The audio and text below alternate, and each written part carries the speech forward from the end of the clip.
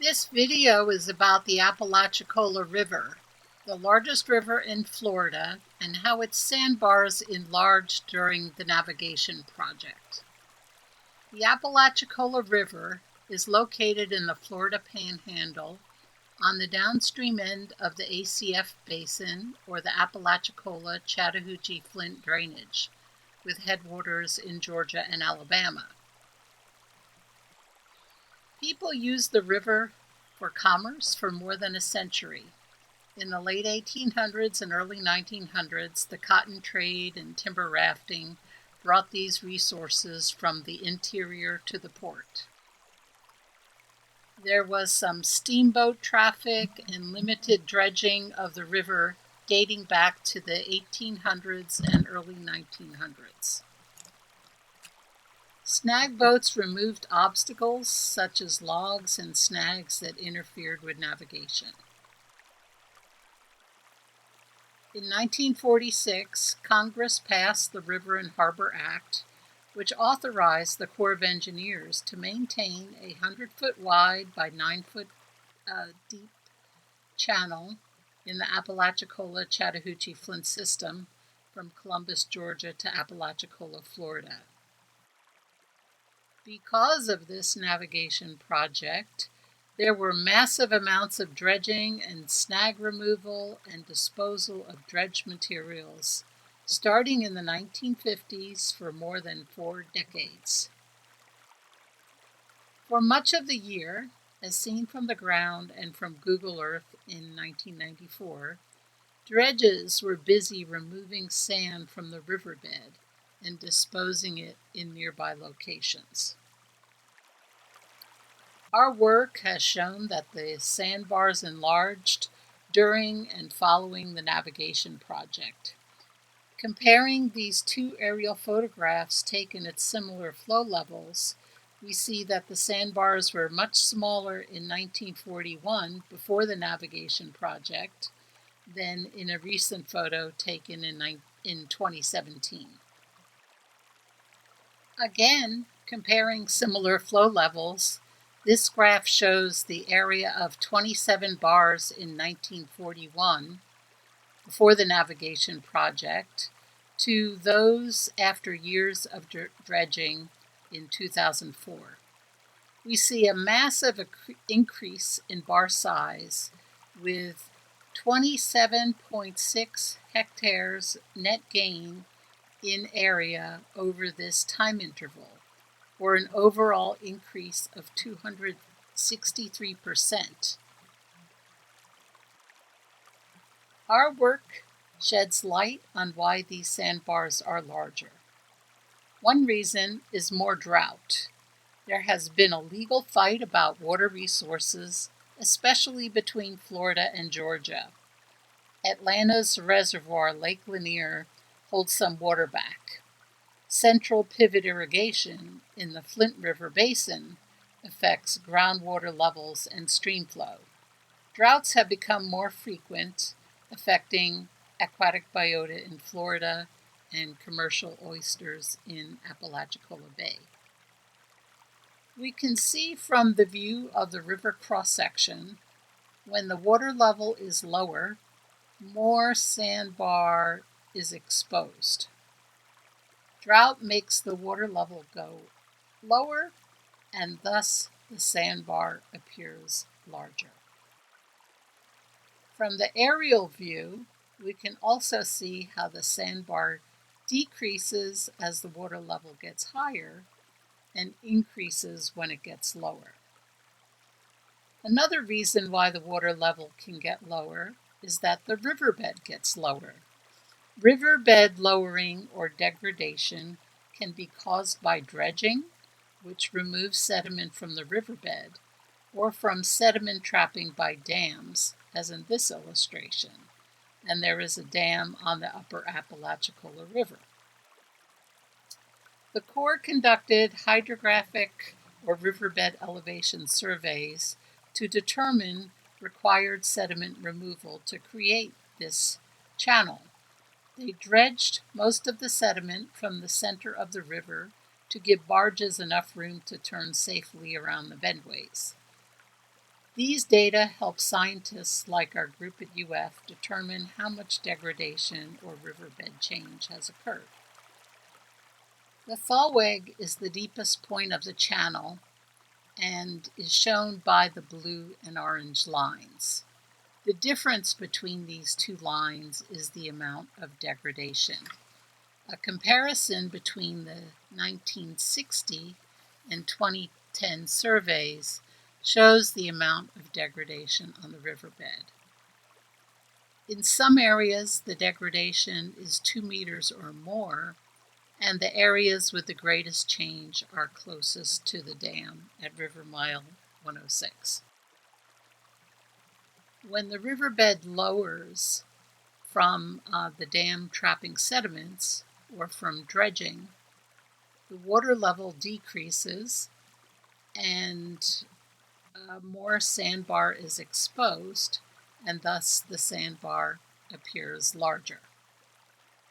Both drought and degradation are occurring together on much of the Apalachicola River. When the water level and bed level drop together, even more of the riverbed and its sand bottom are exposed. Thus, the sandbars appear even larger when both of these factors work together. Both the flow level and the riverbed on the Apalachicola River have changed in the past several decades. This diagram shows how the changes are related to sandbar size. The top left, or figure A, is the original channel, and the top right, or figure B, shows the river with decreased stream flow. The bottom left at figure C shows the change in the cross-section only when the riverbed decreases, and figure D summarizes what happens when both the flow level and riverbed decrease together. When one or both of the flow or riverbed elevation decreases, the sandbars are larger. When both the flow and riverbed decrease together, the sandbars are the largest overall. So these two factors explain increasing sandbar size. Let's take a look at the riverbed and how it relates to dredging and disposal. The top graph shows that the river bottom had some high spots relative to the water level that made it difficult to maintain a 9-foot deep navigation depth. These high spots are shown with the red arrows. The Corps dredged these areas regularly, sometimes twice a year, whereas other areas did not need any dredging at all. The middle graph shows the areas that the Corps dredged correspond with these high spots on the river bottom. The lowest graph shows that the disposal locations are near dredging locations. Dredged sediment had to go somewhere. Before permitting in the 1950s and 1960s, the Corps put sediment wherever they wanted to in the river and floodplain. By the mid-1970s, disposal required permits from the state. More than half of the permitted sites were within bank sites or on the margins of the river channel. Disposal of sediments on or near bars also made the sandbars larger. Some of the high elevation features on the floodplain correspond with areas of repeated intense dredging. Here are two spots of intense dredging near Weewahichka. Although they are hard to see on the aerial photograph on the left, on the right, on the LiDAR map, these dredge spoil mounds really stand out in terms of elevation compared to the rest of the floodplain. Sand Mountain, near River Mile 36, is one of the two old river channel disposal sites. It is a humongous dredge spoil mound that is over 50 feet high. The Corps made an artificial cutoff and then filled the old river channel with dredge spoil. Look at the 3D views that show how close the mound is to the channel and how the river next to it has become wider and shallower from the erosion of this dredge spoil mound. Across from Sand Mountain or Disposal Site 40, we see Onshore Site Disposal Site 39. Upstream, we see a within bank site that enlarged a bar and that feeds sediment to this shallow reach from upstream. On the right, we see that Sand Mountain, this disposal site that fills the old river channel, is very high and provides sediment to this reach as the river impinges on its edge and its margins are eroding. Disposal on the channel margins and excess sand from erosion of disposal mounds also makes the sandbars larger. Here is a map of some of the disposal sites near Bristol and Blountstown. These sandbars and many other sandbars along the Apalachicola River are bigger than they were before dredging and disposal. In total, the Corps dredged and disposed several million cubic meters of sand from this section of the Apalachicola River.